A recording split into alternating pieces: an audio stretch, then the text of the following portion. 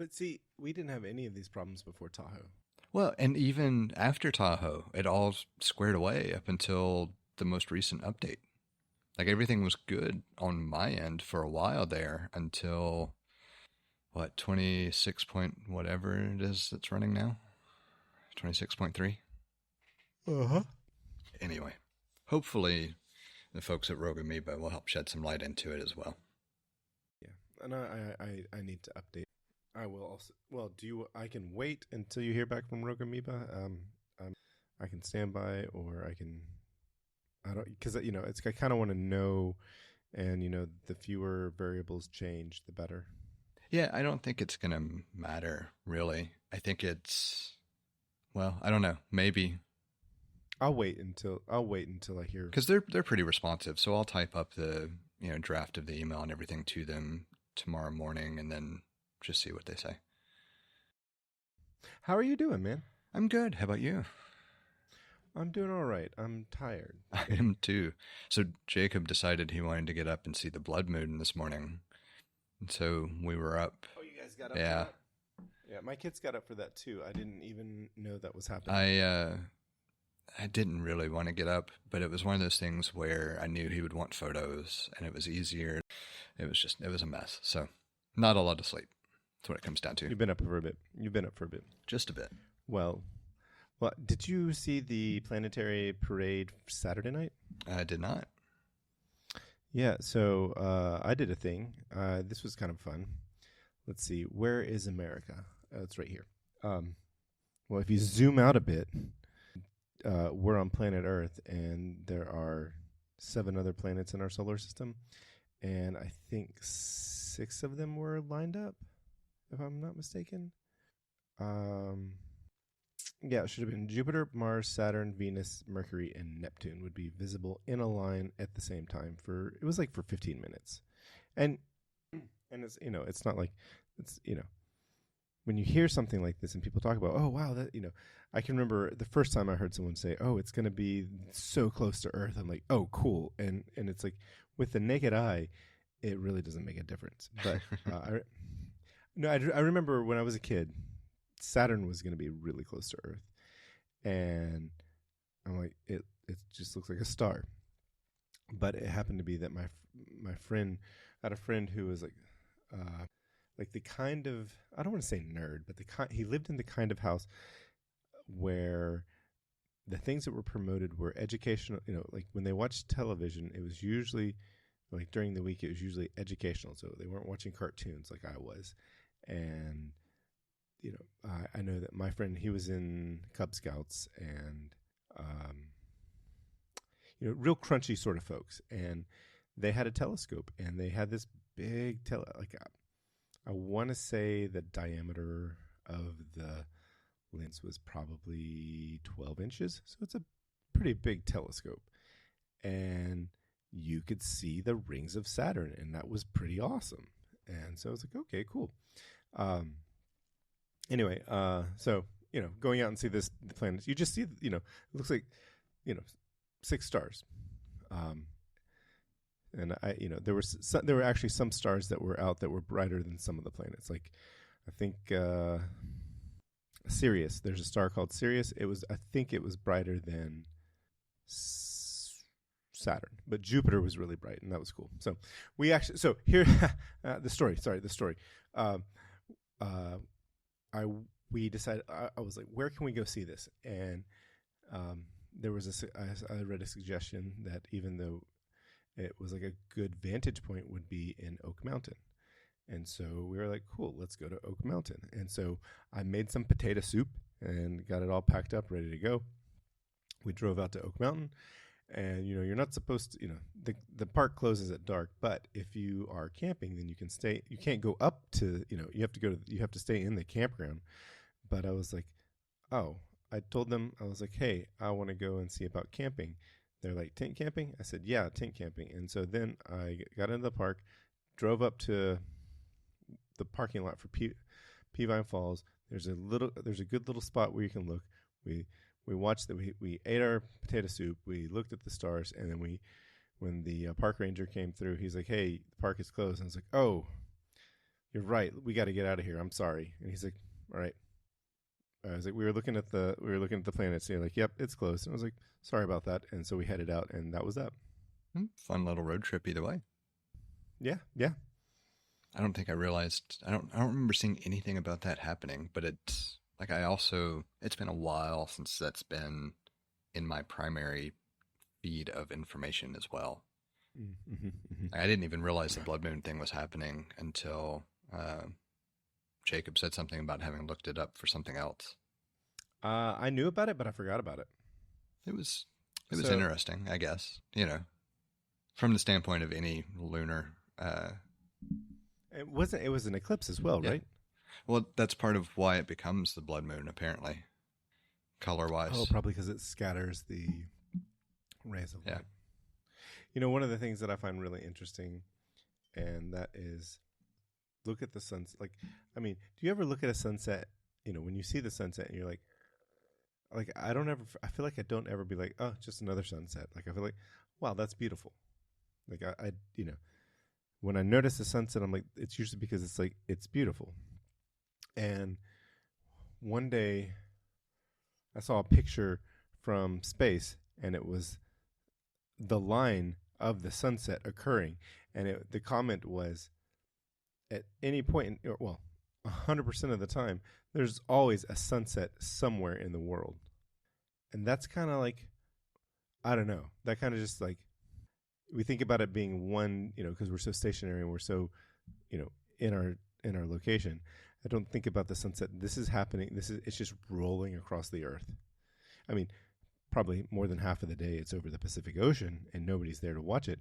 But there's a sunset rolling over the earth 24 hours. And that's kind of cool. It's also fun to think about the fact that there's a sunrise 24 hours a day as well. Right, yeah. right. Exactly.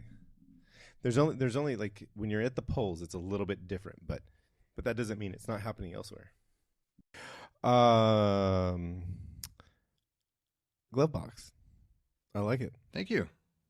I didn't even see it coming, and then I got an email and it says, "Hey, here's a new app for test flight." And I'm like, "Sweet!" I opened it, I added my car, and I was like, I purposely did not add all of the information so that I could go back and re-add information, like just for setting it up, just to be like, "Oh, I don't know my VIN number. I'll get that later."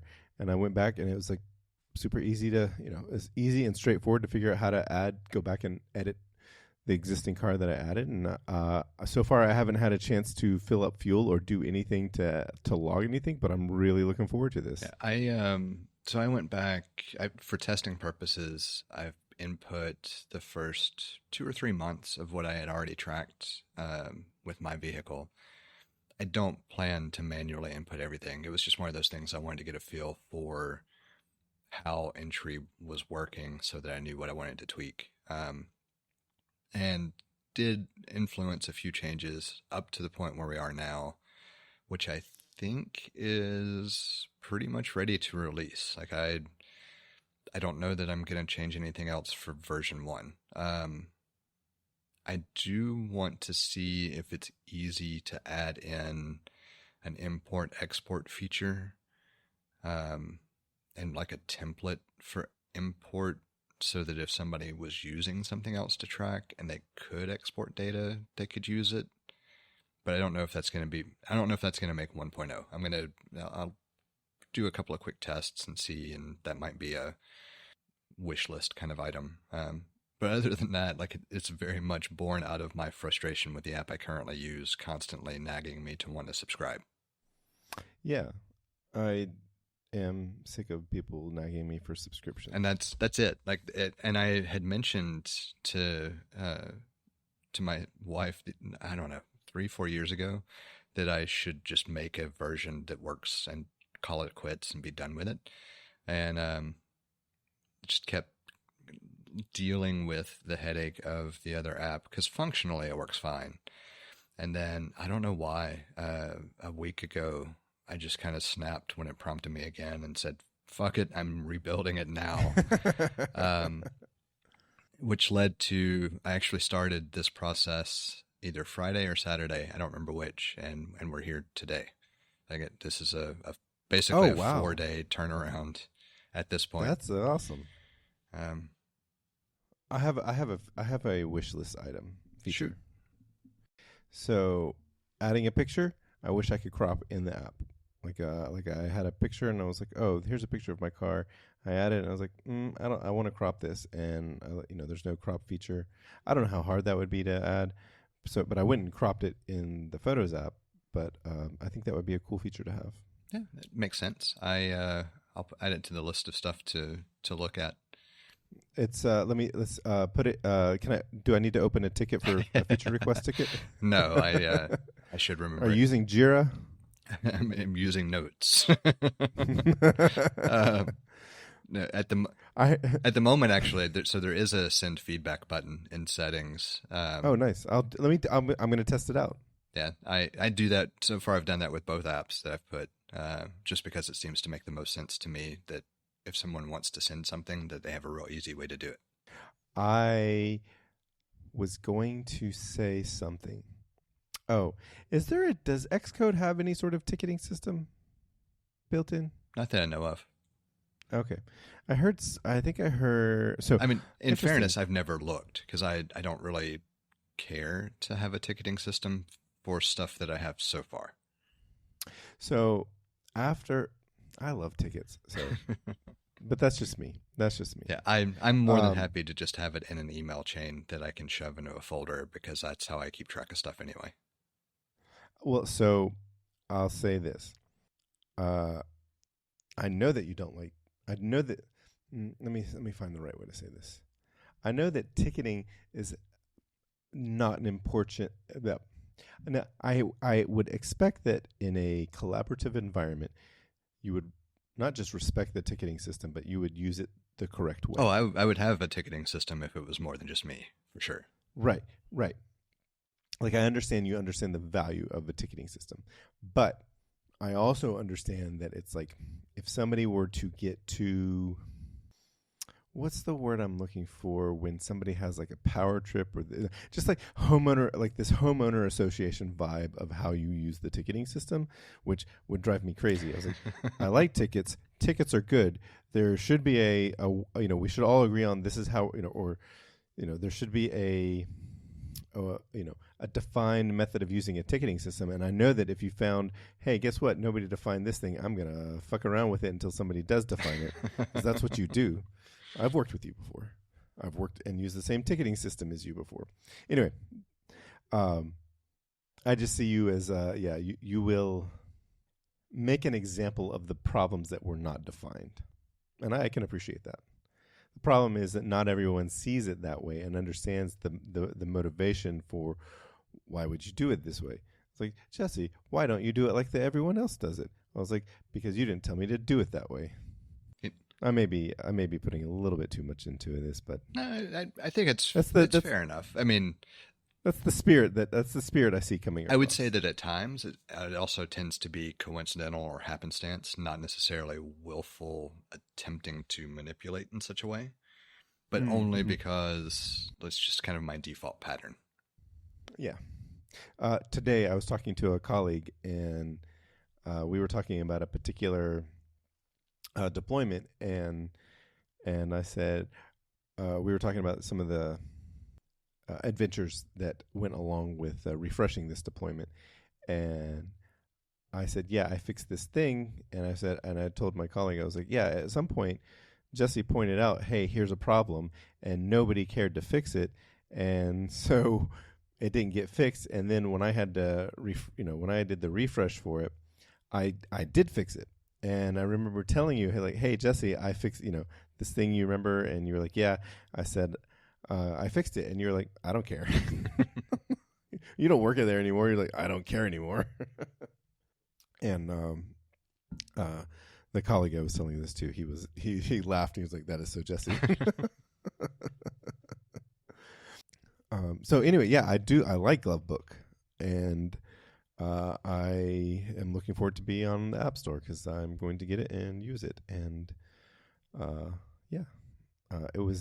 I'm impressed with what it is, and especially how quickly you put it all together. That's nice. I'm assuming it's not too complex, but still, Yeah, it's not. It's. I have used apps that I've used lesser apps, my friend. I have used lesser apps. Yeah, I tried to keep it simple because what I liked about the old version of the app that I used to use was its simplicity. It didn't try to be as complex as so many things are now. And then when it was acquired by another company, it grew in complexity, even though they haven't really changed much.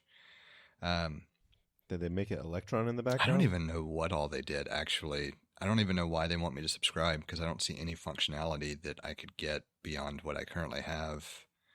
Oh, that's not true. I think their requirement for attaching a receipt to an entry requires you to subscribe.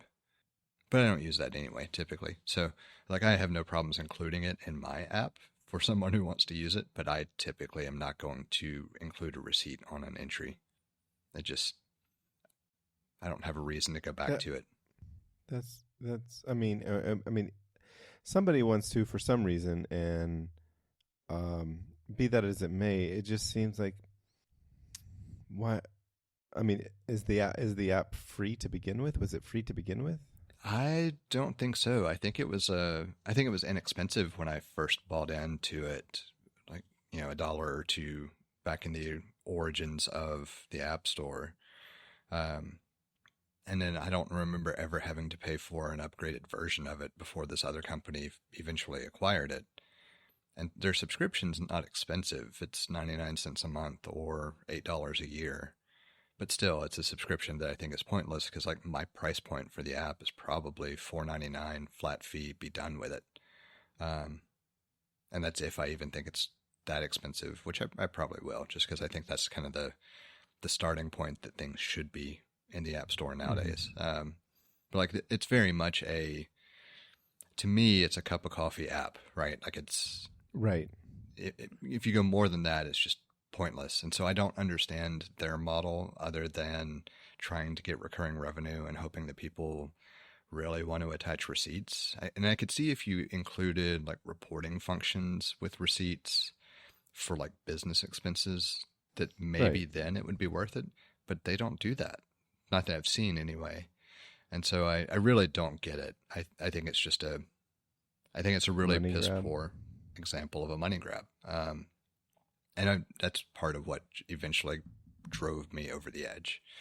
Because I had been talking about replacing it with just my own thing because that made more sense. And then finally decided, all right, time to do it. So excellent. And I wasn't even planning to include the ability to add receipts or other media. But I decided, pictures actually do kind of make sense for service. If I wanted to take pictures of parts or something else and have it with the service entry, then I could do that. So let's just, all right, fine. You can add a picture. Most people, if they're going to use it, probably going to use it for receipts, but you can add it, whatever picture you want. Doesn't matter. Does it have to be a picture, or it can be any file type? I haven't tried anything but pictures.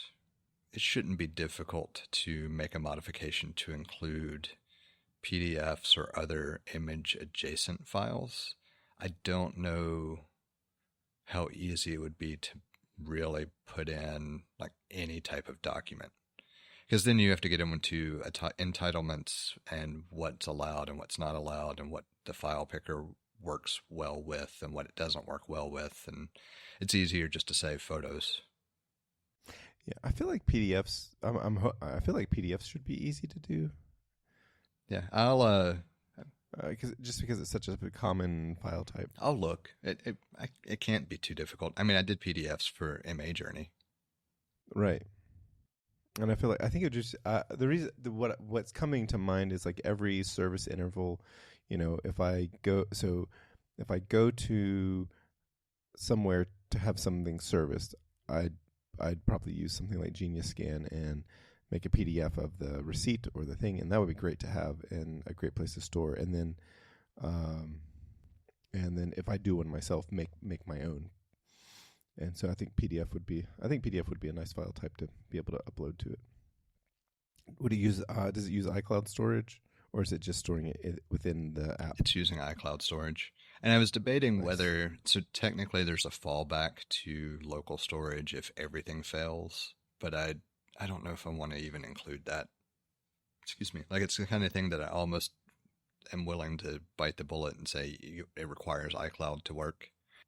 And maybe not. Like, I don't know. I can see, I really can see both ways. Cause like I could see realistically, this app could be really like the type of app that the aging population would love to have as a replacement for the spiral bound notebook that they currently use to track it, which is really what it all kind of started with.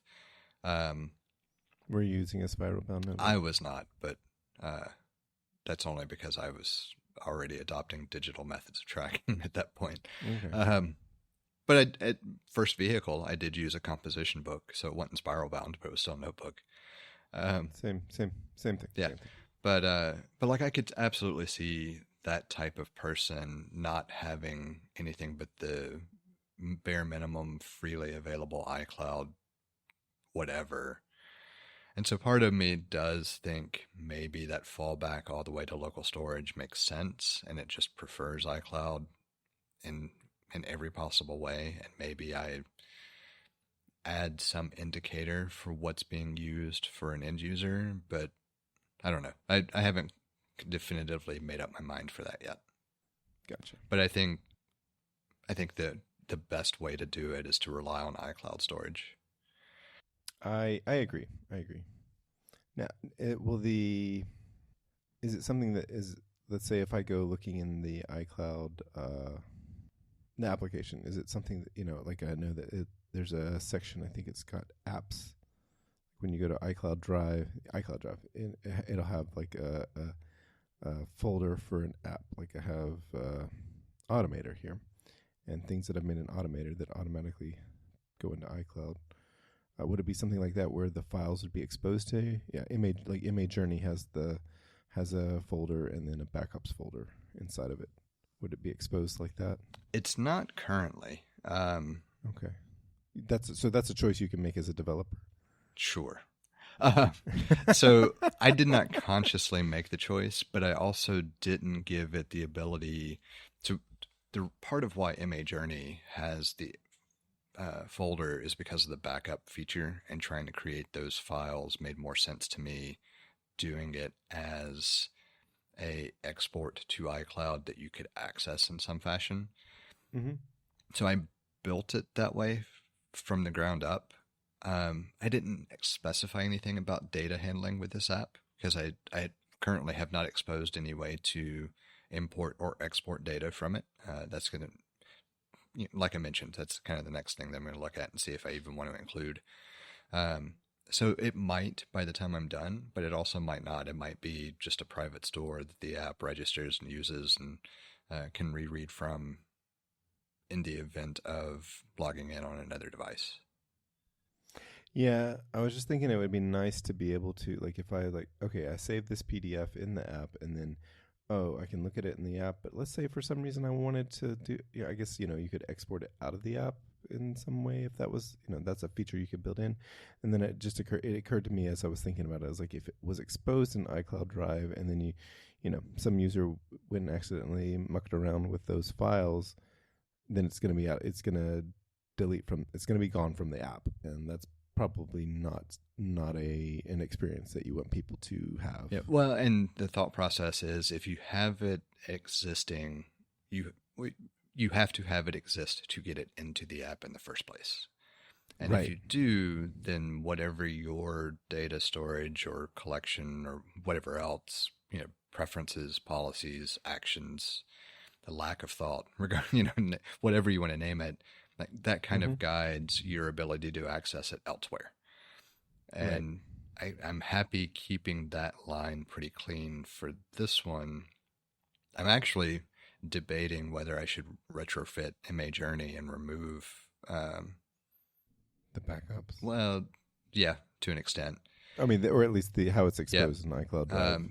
But I don't, at this point, I don't think, because the core data isn't exposed in a way that makes it too problematic, that it's not something I'm too concerned about yet.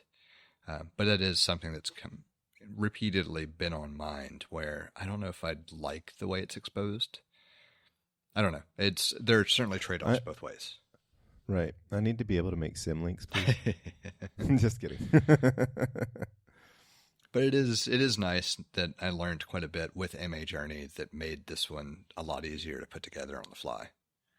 Because I've already dealt with data handling and models, and like I already, with MA Journey, I learned after 2 or 3 schema revisions and having to really fight with moving data forward, go ahead and do all that on the front end here.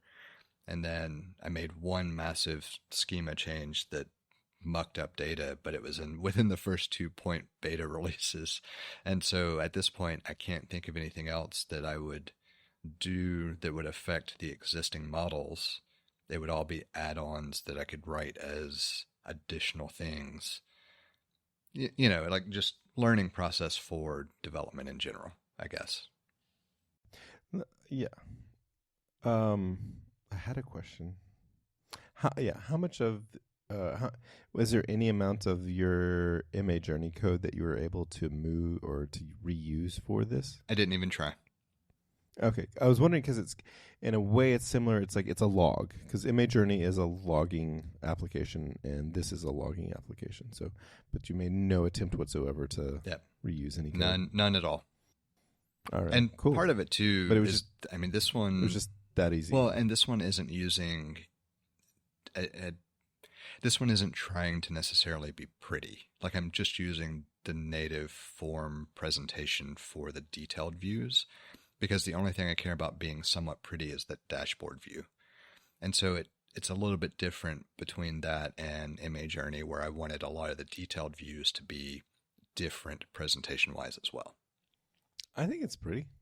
I don't think, I don't. Well, I wouldn't say it's ugly. It's just I'm relying on the native stuff instead of, The native stuff, like the glyphs are really nice to begin with. And then the way you have it out, the way you have it designed looks good. And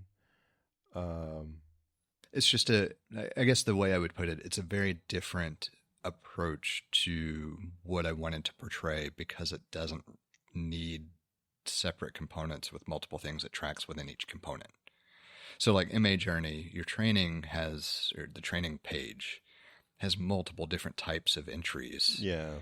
And then the stats page has multiple different breakdowns, and the competitions page is a completely different type of thing to track, and the techniques page is also a completely different type of thing to track. But then I have correlations to it from the training stuff, and so it became complex enough that I wanted a more unifying aesthetic to make things simpler the way it was presented.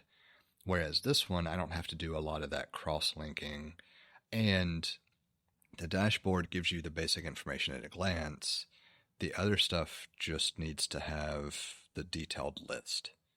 And if you want to, select something and drill in further, you can see all the data. But if not, you have the real quick at a glance info you would actually be interested in. And there's only 3 types. And I even debated whether to include trips, because I never used that feature, but it felt like it made sense for someone who might want to track one. Yeah, I think it's a good idea to have. I like a good dashboard, and I think you got a good dashboard here. I do think I'm going to add like a statistic, even more statistics on the vehicle page. So like right now, if you go to the vehicle, you get kind of an overview of different calculated stats, like the miles per year, average mileage per year kind of thing. So I think I'm going to add some more stuff there over time just because it isn't fun to look at, but it's not core to the app itself. And so I think that's also a good way to do it, because then I don't have to change the other views. I don't have to change models, functionality. I can just change by adding reporting to that overview page. Oh, I like that you've got active vehicle, so I could go. But this is very nice. Yep, we're definitely close to 1.0 release for sure. Excellent. What's your versioning system? Do you do 1.0? I do 3 digits, 1.0.1 or 1. I think I have this one at 1.0.1. Yeah, inside the Yeah. app right now is 1.01. And then I do build numbers of 4 digits with 100 being the kind of beginning. Technically, because it's 1.0.1, it should be 1014 that for build number. But I don't worry about it too much until I do the actual release. So when I submit the release that will be changed to actual distribution, the build will match where the first 3 digits are the same as the release number and the final digit is the build for that release. Gotcha. So you do it old school style. Yeah. When there's a and it's completely arbitrary. It's just that's my No, preference. I know. No, I totally understand how arbitrary it is.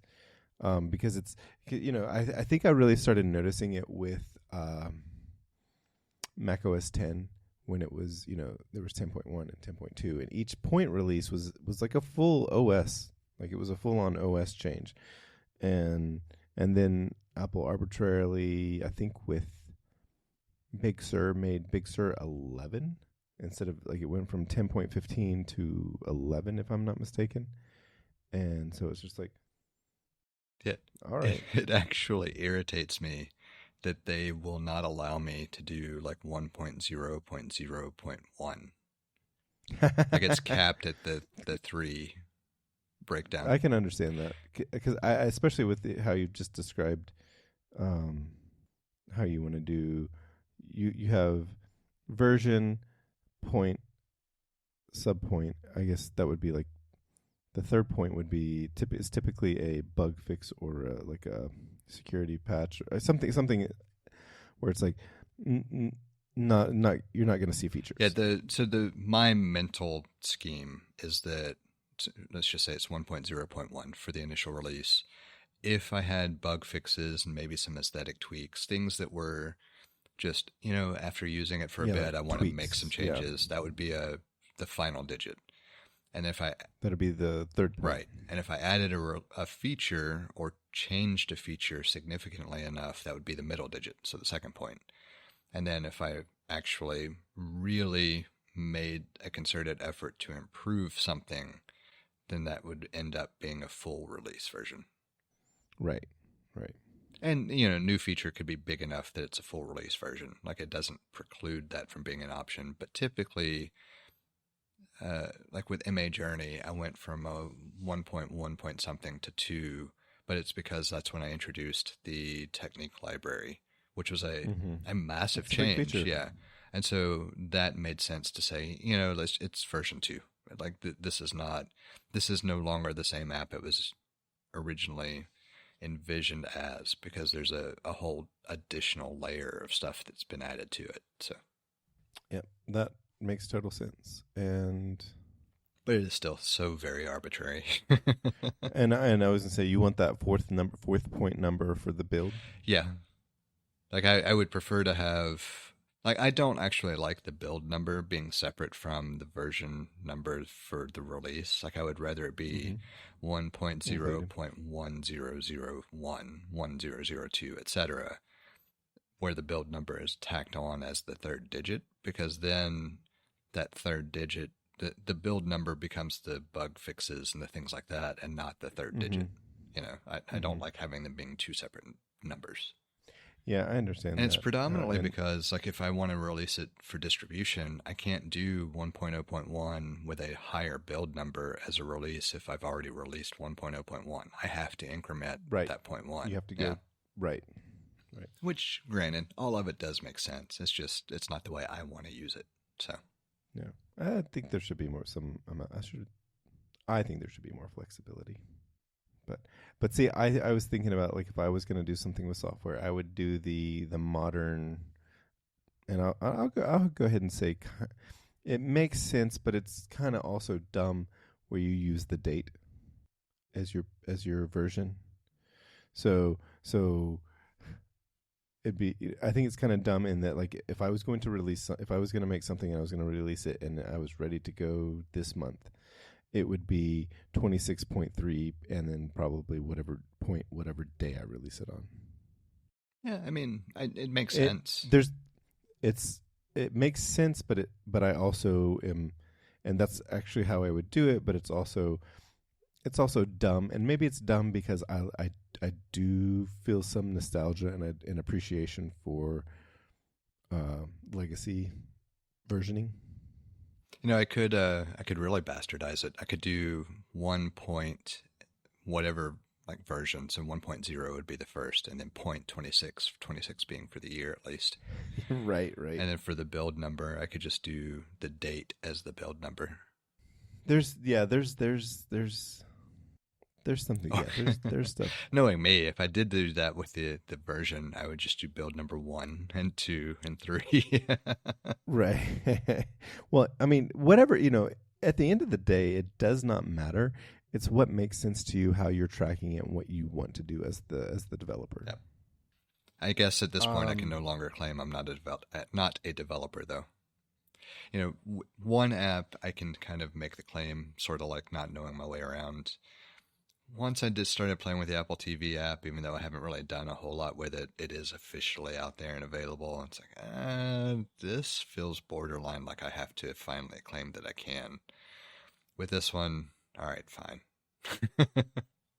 So how much would you say? How comfortable now are you with Swift? Comfortable enough, I suppose. I wouldn't want to do anything overly complex with it at the moment without some assistance from some sort of, something just to help kind of figure it out. Mostly because the documentation is just so piss poor. Mm-hmm. And I don't even think that's being fair. I think it's just really difficult to create documentation that helps you understand how to do the thing that you abstractly think of in relation to the thing that's used to demonstrate it. For example, if I want to, build an app that's using data structures and mapping things with relationships, it's difficult to translate just a single page app that stores a word or two in a text file. Like understanding the concepts is fine, but it can be different to translate how you use certain things into other things. And so I get that. And so as much as I want to complain about the documentation, I also recognize how difficult documentation is to do when you can use certain things for such a wide variety of other things. But having the ability to use LLMs or augmented reality or augmented information systems of some sort, however you want to describe it, has made it drastically easier because I can have it help me wrap my head around how to do something in a way that just static documentation doesn't do. No, I 100% agree because there is a, and I think we talked about this pretty recently, but there's a significant difference versus reading and consuming information versus exchanging information. Even if you're exchanging information with something that is virtual, that's not prior to LLMs, we mostly exchanged information with other humans. Occasionally we would exchange information with the void, and that's there's a non-zero benefit that has. I think usually there's more benefit with exchanging with another human, but sometimes exchanging with another human is the same as exchanging with the void. But there is a significant benefit when an exchange of information versus a consumption of information. Yeah, I mean, I was trying to think of any kind of response I had that would not sound like I just was grasping at straws, but yeah.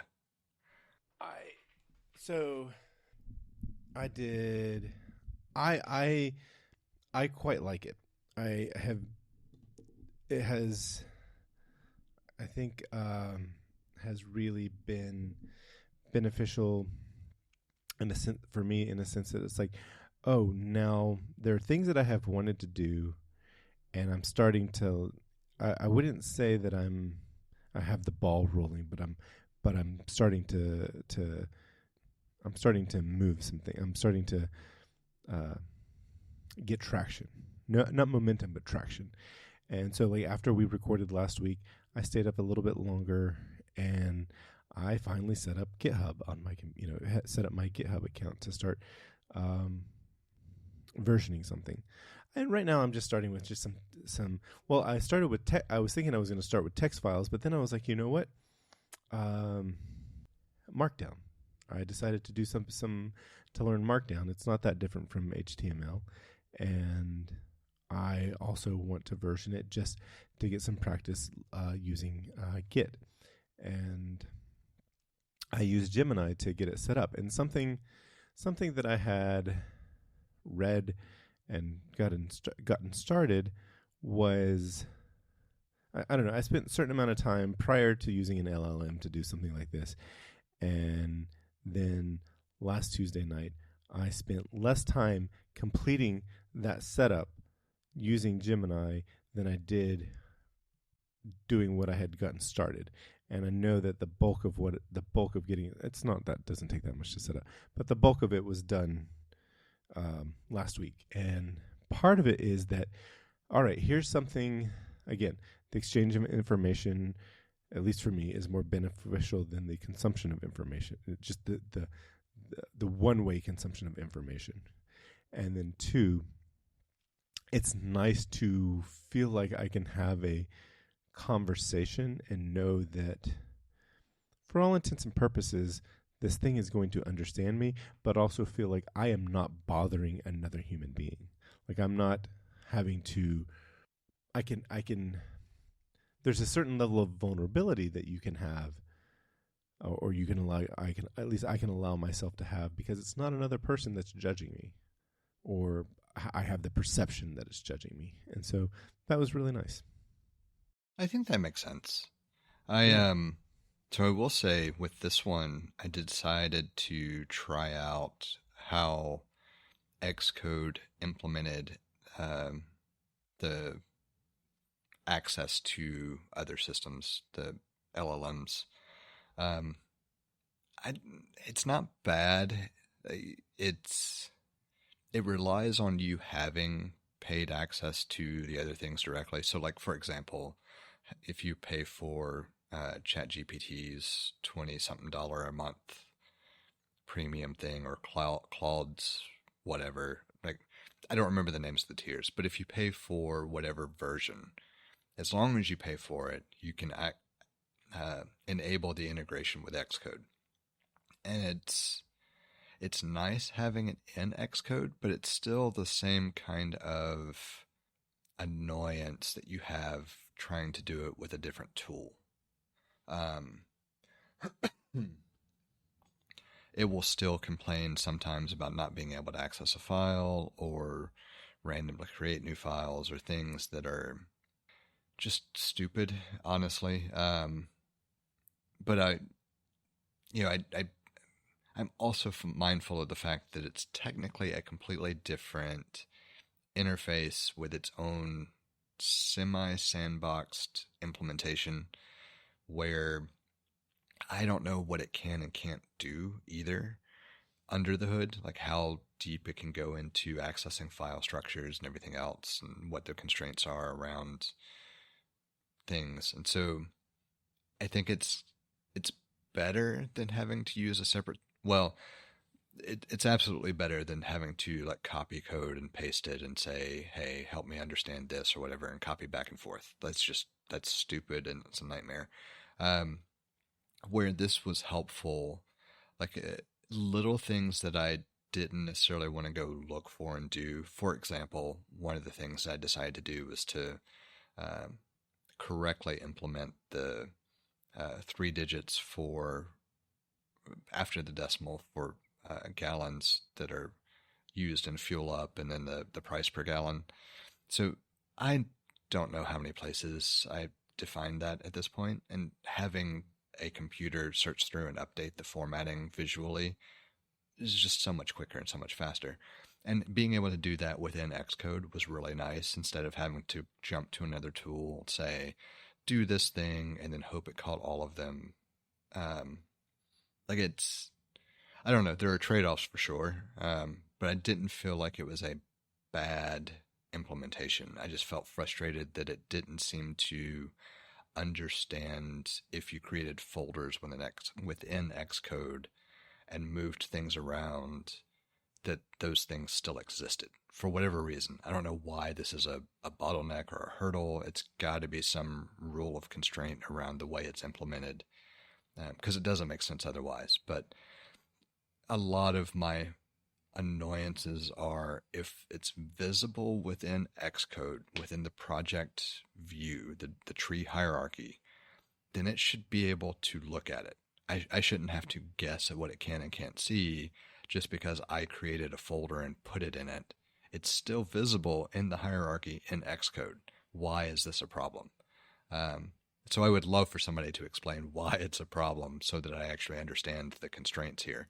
But other than that, like, that's really my only complaint. So as long as I don't try to treat it as something that understands everything about the project, and instead can say, hey, look for all instances of this thing to update, or I want to make this tweak on this page, go ahead and do this, and then I can go look at the actual way it did it if I want to tweak something a little bit more.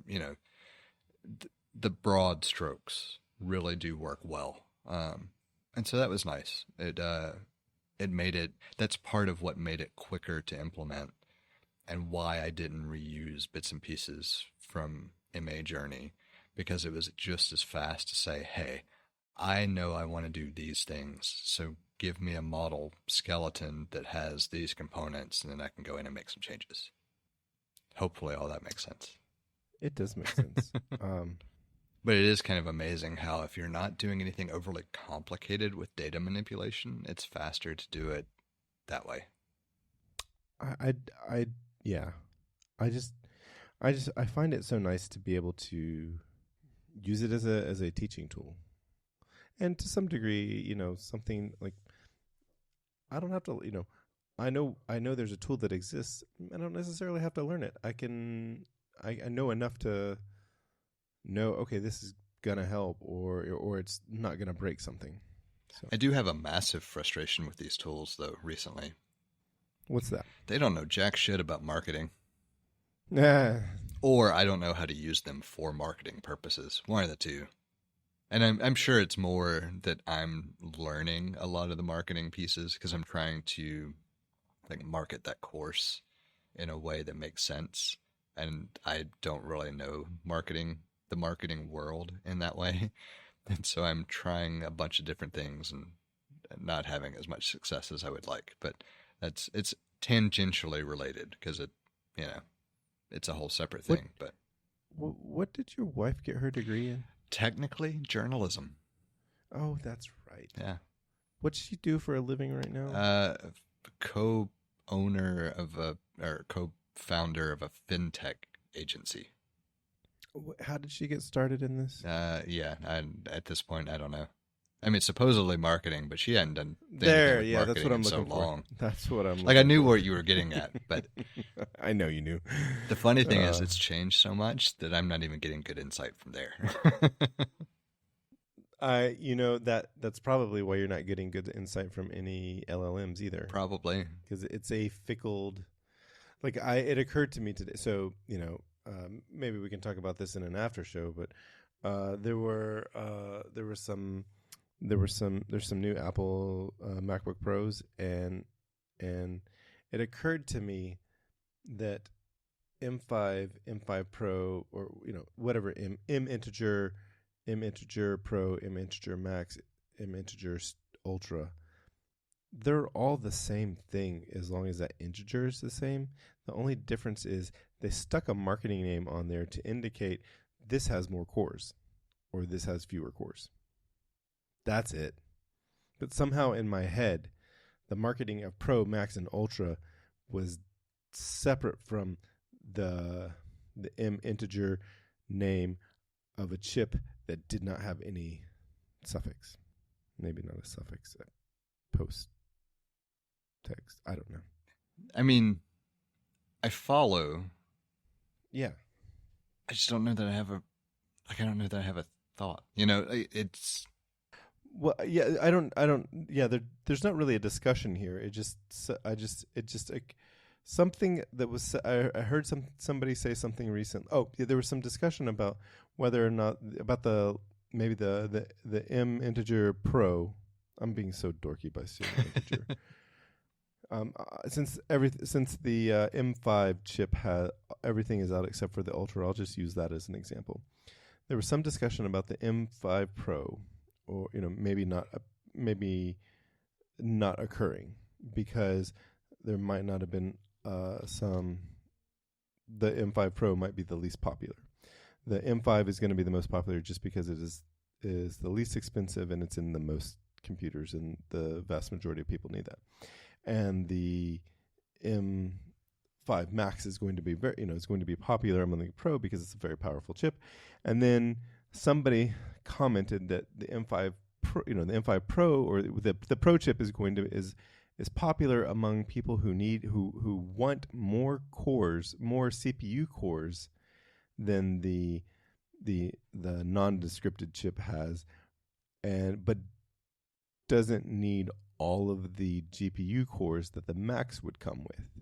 So because you don't need the GPU cores, then you can save a little money by getting the Pro cores. And in my head, they were like, the Pro and the Max, and I didn't really think about the Ultra too much because that's not in the world I'm going to be living in anytime. And so it's just like, it seemed like the Pro and the Max were like set aside, and there were other differences other than the core count. I guess part of where I struggle with it is just I think people think too much about the core count. Or I think the argument relies on people thinking too much about the core count. I don't think that's something that comes up for more than such a minimal subset that it feels like it's someone making a logical argument where logic is completely irrelevant to the decision-making process. Or maybe the better way to say go it. Deeper. Yeah, like everything about it. What drives the decision on which computer to buy? It's at the end of the day, it's price tag. Well, okay, let's that is the case, but that's not always necessarily the most appropriate decider. It's going to be it's certainly going to be the limiter for sure. But that's going to be what drives the choice more than most other things. So if you're looking at, you have a certain budget and you do a certain type of work, I don't see where you make much of a distinction between the Pro and the Max, other than, I can get the Pro within my budget, but I can't get the Max. Or, I can get the Max and it's within my budget, so I'm going to get the Max. But let's be as Well, I guess it's more that I don't really see the distinction between the Pro and the Max as existing with that argument. I think either you have the budget for one of those, and so you are looking at core counts or things that actually make sense to your workflow, or you're looking at final price tag and what hits the top end of your budget. Right. So I think, in other words, you're saying is if price didn't matter, everyone would get the maxed out Max. Oh, of course. But see, I don't think that's let's if price didn't matter, then it would be ridiculous not to get the maxed out Max. So you've got to change your constraints a little bit. I understand that. So if we're gonna throw out price being a limiter, let's also put in the limiter of like, what do you actually need? Let's be good stewards of the world. Let's be good chip stewards. I don't know. So the vast majority of the people, let's say, even if money does not matter, so if money is not enough, I think it comes down to RAM amount versus cost. I was just gonna say there is a place where your SSD size and your RAM amount is going to push you into a Max chip when you might otherwise a Pro chip would suffice for your compute needs. But I would say for the vast majority of people, the compute needs are handled by the M chip that does not have any other adjective now? Descriptor. Thank you. Okay. I'm going to use that word from now on in this conversation. I mean, I would agree with that. Like the base M series chip, whichever version you happen to be buying based on year, I think is more than adequate of handling almost everyone's general compute needs. I think where you get into decision making being, when you get into the different chips being a factor in decision making, is when you already know you have a specific workload requirement, whether that's RAM or CPU cores or some other feature. My big thing is that I just don't see any decision making around cores on the chip. I really don't. If the M5 works for you, it works for you. But if it doesn't, you don't care about the core count on the M5 Pro versus the Max as much as you care about the other things that influence which chip you can buy. Right. So I was just thinking about if I was buying a computer today for my jobby job and it doesn't make a difference, and I'm saying that I'm using this as an example because you know what the work is, you know that there is not a need for a certain number of, like, I think the M5 chip would be sufficient. Because there's not a lot of storage, there's not a lot of RAM or storage needs or processing needs for the computer because everything is done on servers elsewhere. So if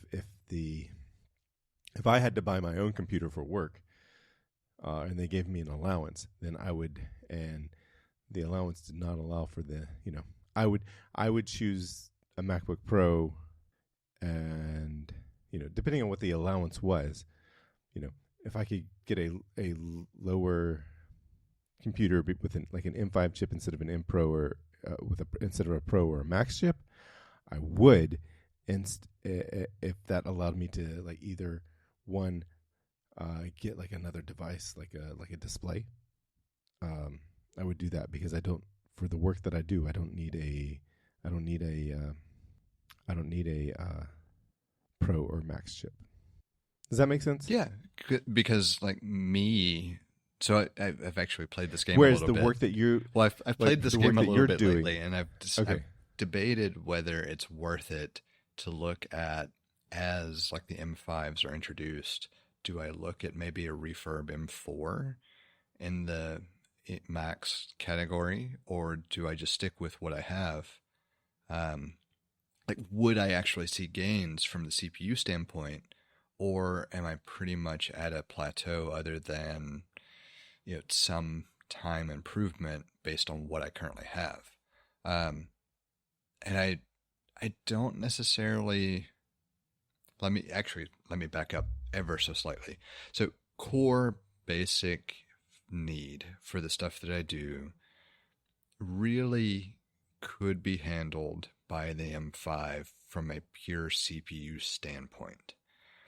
The big thing for me is that if I go with the base level M5, I don't have enough RAM to do the things I want to do. Not with the...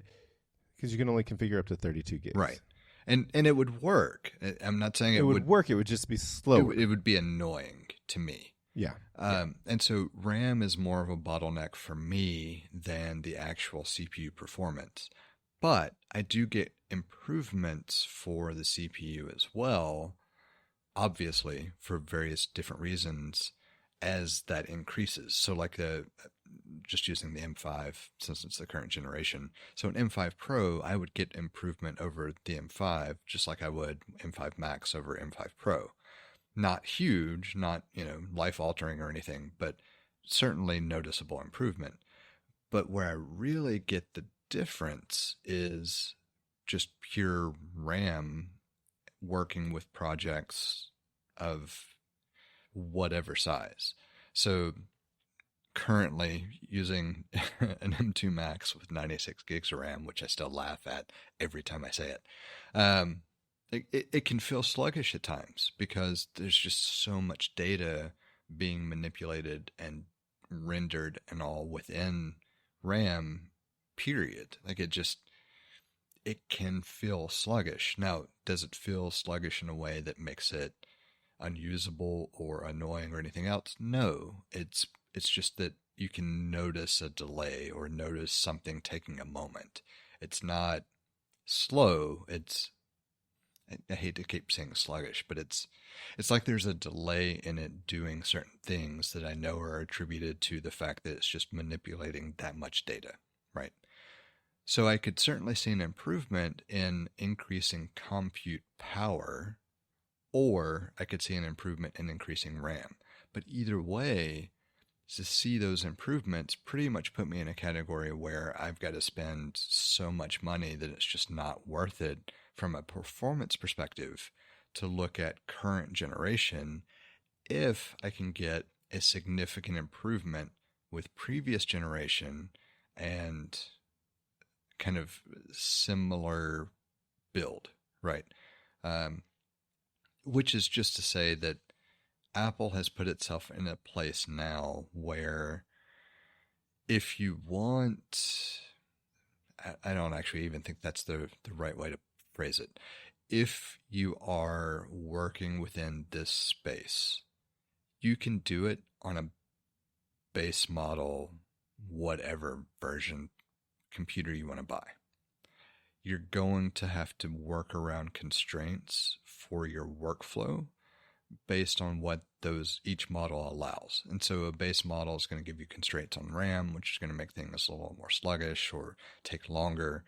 Still not talking about astronomical times, way shorter than the last generation Intel with Final Cut Pro, if you want to use that as your benchmark, right? So it's never been a better time for someone to do this type of work on a mobile device as a one-person shop. But you can see significant enough gains within different tiers that if you can afford the budget, it will just make your work life better to do it. So you can do it across the board with any device. But the improvements that you get are quality of life improvements that amount to a lot as you go further up within each specter. So, M5, if you were to max it out, you can do it. You may not be able to do, I don't even remember what the limits are, so maybe you can do 3 or 4 streams of 8K instead of 12 or whatever. But I don't even shoot 8K. It's just not worth it to me to shoot 8K. So it's completely out of the equation, right?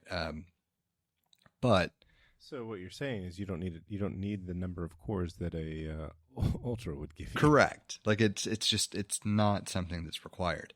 But the quality of life improvement between the base model M5 and the upgrades you get with the M5 Pro can make a big enough difference that you'd want to go that route. And so I feel like I'm in a good spot with what I have, and I don't see a clean way to economically upgrade at the moment without losing performance, actually, because of what I happened to get when I got it. It's kind of the long version of the story. I get that. And I think so. The reason I brought this up in the first place was because, and I like the discussion. I always like this kind of discussion. I enjoy it, but it just did not occur to me. Well, at the same time, I have the same computer. I have the same computer as yours, just lower spec. And really, it did not. I guess the initial premise I was trying to communicate was that the descriptors Pro and Max just are telling you something about the number of CPU and GPU cores. That's it. There's no affected, which does translate into you can get more memory and you can get more storage. You need to go, you need to go to a larger tip to get to the maximum amount of memory and storage. But let's say storage and memory being equal, there's no difference in the quality of chip or the architecture of chip. It's just the number of cores that are available to you. And that is something that I did not realize until the M5 chip. I think I agree. And the only reason I hesitate is I'm sure there's something that makes a difference that I'm not thinking of. Like I'm sure there's some AI related or neural engine related or the way Apple does its things. I'm sure there is something that makes a difference in my workflow that I don't realize between like the M5 and the Max and the or Pro and Max and whatever. But it's all just arbitrary enough to not matter. Well, from the M5 to the Pro to the Max, it's all 16 core neural engine. There's all of them have the same 16 core neural engine. Yeah, and I'm just using it as an example. Like Okay. my thought process is that I'm sure there is something that makes a difference to my workflow between like the M5 and the M5 Max, assuming it gets released. But I can't. No, they released it today. Okay, but I can't put my finger on it. That was kind of my argument, is that I'm certain if I had an M2 version of my computer instead of the M2 Max, I'm certain there is something I'm taking advantage of that is different between those two systems. But whether it's just RAM capacity or if there's something different between the actual SoC itself, I couldn't tell you. I think that it is just RAM and or storage capacity, and it could very well be. It could very well be, and that's what I'm saying. Like I thought there was something I couldn't put my finger on that was different between the M2, the M2 Pro, and the M2 Max, but it's not. It's those are. I think that it is just core count. I'll see if I can find out, but I think it is literally just the core count. Like I know for me, the decision-making process was specifically around the amount of RAM. Like the chipset just wasn't even part of it, other than the fact that I had to choose a specific chipset to get the amount of RAM. Well, and I think the way that you can look at it, so like to use the M5 as an example, and I'm using that as an example because I'm looking at the page right now. You can get an M5, and it comes with a 10-core CPU, a 10-core GPU, and a 16-core neural engine. And the only difference between that and what you get with the M5 Pro, just in the chip itself, is it goes up to a 15-core CPU and 16-core GPU, and then you have the option of getting an 18-core CPU and a 20-core GPU. And so this is where I'm gonna say this is why I think it is the exact same chip except for CPU and GPU core counts, is because the Pro chip, there are two options for a Pro chip, and it's the same chip. You just get different core. It's just a different core count. And then you do the same thing with the Max chip. You go. Their options are 18 core CPU and 30 core GPU, or 18 core CPU and 40 core GPU. The only thing different between the two options in the Max chip is the GPU core count. That is it. And that's why I'm thinking the only difference between the M5 Max chip, the M5 Pro chip, and the M5 is just the core counts. And and that leads to certainly. That's ignoring storage and memory. Yeah, I mean, you can certainly see why you would get improved performance on certain tasks. Sorry, what was that? Just saying that it certainly would changes in core counts would certainly tell you why you would see improvements in memory and in storage capacity and just general compute performance.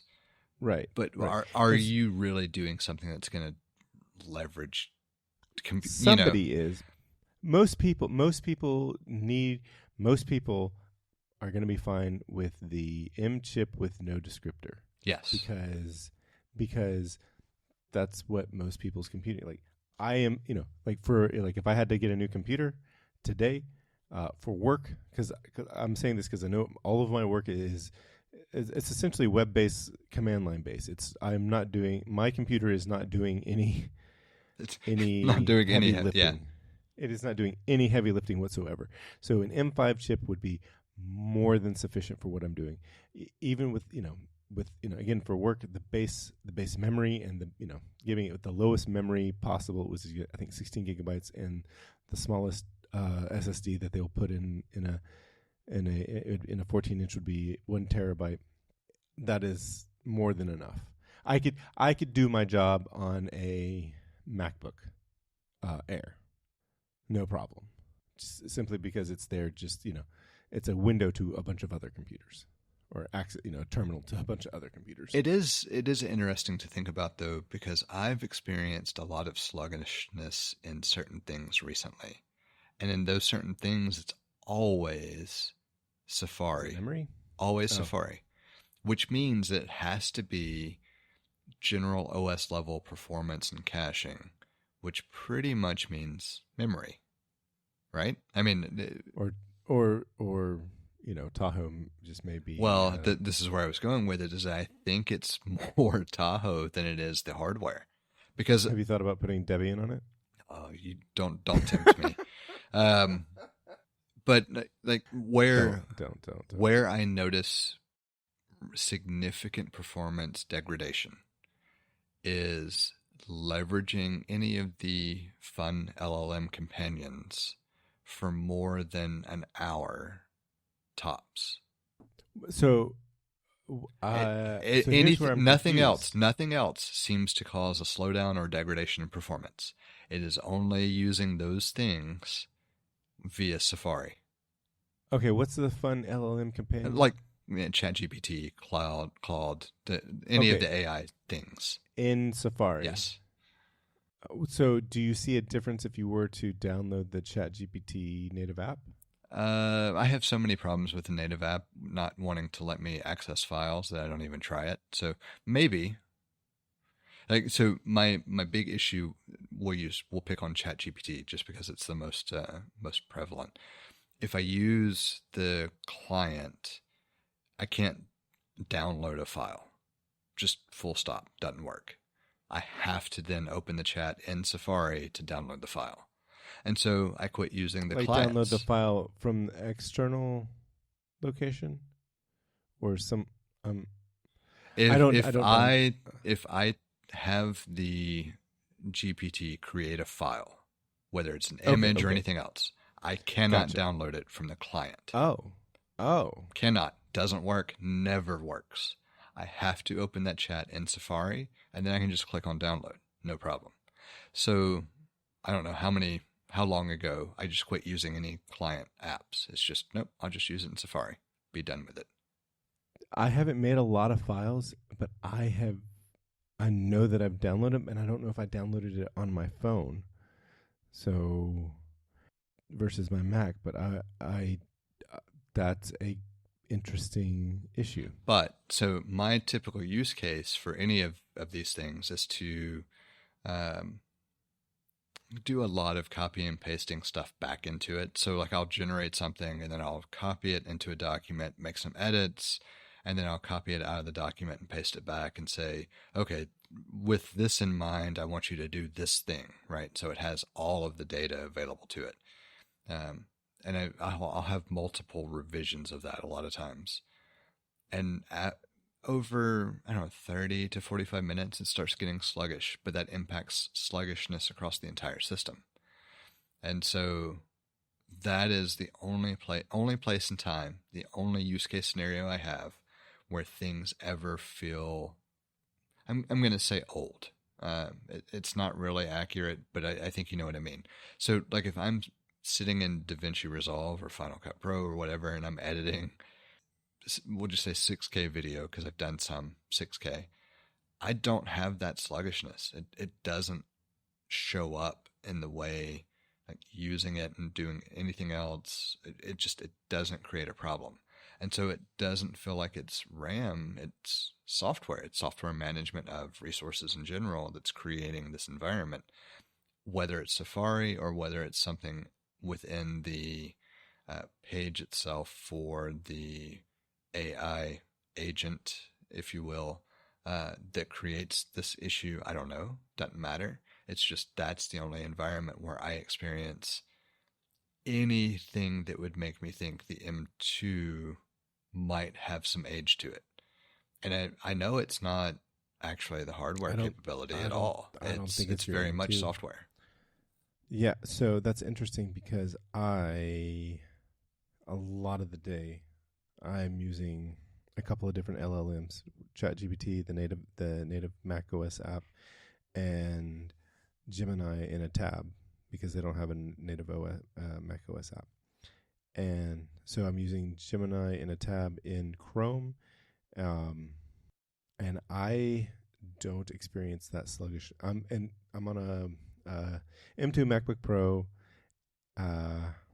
16 gigs of RAM, terabyte hard drive, but I'm on Sequoia, and I don't experience that any of that. And I'm copying and pasting in and out all the time. Yeah, I don't know if it's something about a workflow or if it's something in Tahoe or what, but I would guess Tahoe.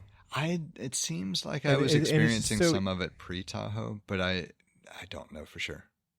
I have experienced sluggishness once or twice, and I thought it was just something with either like my account and the server, but that happened once or twice, and so far it hasn't happened again, and that was like a month.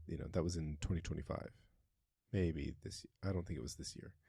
But I also experienced the same sluggishness on my phone. Like I put in a prompt and I tested on my phone. So I actually think it was upstream of my computer. I think it was a server side slowness. But like I've never experienced slowness on my computer other than that one time. Yeah. As soon as I quit Safari and then relaunch or just don't relaunch and go about doing whatever else I was going to do, I have no issues. It's weird. Yeah. I think Tahoe is just it's a mess. It's a bit of a mess. I mean, I'm beyond the point to where I would agree just because of other things, but we'll see. Time will tell. We have a number of different ways set up for you to get in touch with us to provide feedback, ask questions, or just comment in about something we've discussed. You can hit us up on Twitter or Instagram at untitled_hosts, or shoot an email over to untitled.hosts@gmail.com.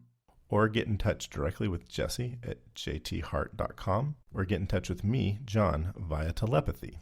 If you would like to support our work or are interested in listening to our new after show feed, head over to patreon.com/theUntitledPodcast and take a look at the options we have set up. Thank you for listening. We hope you've enjoyed the show. And we hope to connect with more of you as we continue this journey. That's a wrap.